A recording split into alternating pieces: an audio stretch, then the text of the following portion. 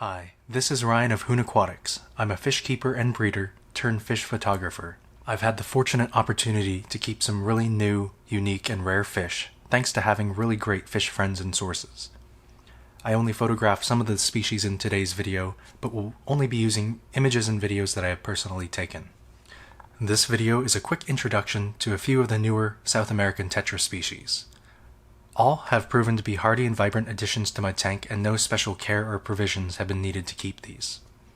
Many times, these fish demand high prices when they are new, but drastically come down in price once tank-bred fish become available. Hyphessobrycon, Peugeoti, or Peugeot Tetra. These are my absolute favorite Tetra. Peugeoti sport glowing red-orange bodies with jet black tails.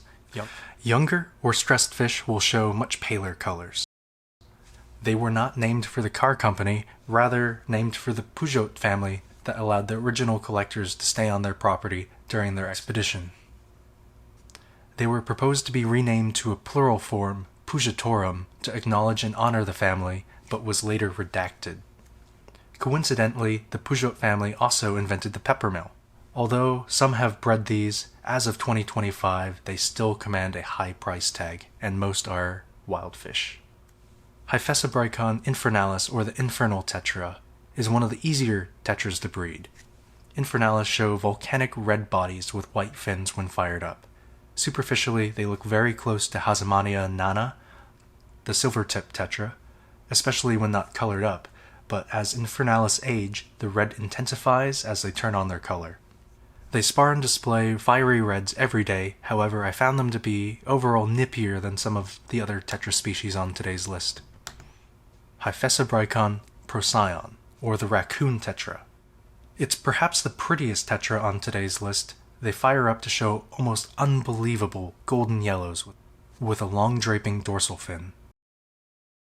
These tetras have been available as tank-bred specimens, which has drastically made prices more accessible with some online retailers. Inpaichthys paraupiranga, the Scratch Tetra, known for multiple rows of golden linear dotting down its sides. Some images, like the ones that Aquarium Glazer posted, have grossly exaggerated the blue that the fish can show in the aquarium. Side flash has been used erroneously to artificially illuminate the scales to make them seem like a blue fish. Although that blue is present to the eye, it's very subtle and really only visible to the aquarium with side lighting or side sunlight. This has proven to be one of the easiest of the new tetras to breed, and look for tank-bred specimens to become more available into 2025 and beyond. Hyphessobrycon species Imperial Lapis. The Imperial Lapis tetra is superficially similar to three known species of Hyphessobrycon in Melanostichos, Comodoro, and Cyonotania, but it doesn't quite match any of them. This new species is arguably even prettier than those other three species. My images are only of young adults just coloring up, but mature males show brilliant pink foreheads with dazzling blues, yellows, and reds. These are consistently one of the more affordable of the new tetras.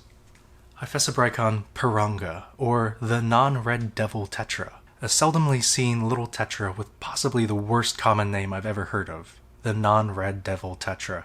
I wanted to touch on this species as it's actually my favorite of the red devil species. Although not pictured, males can turn full red when in breeding coloration, so the common name doesn't really apply.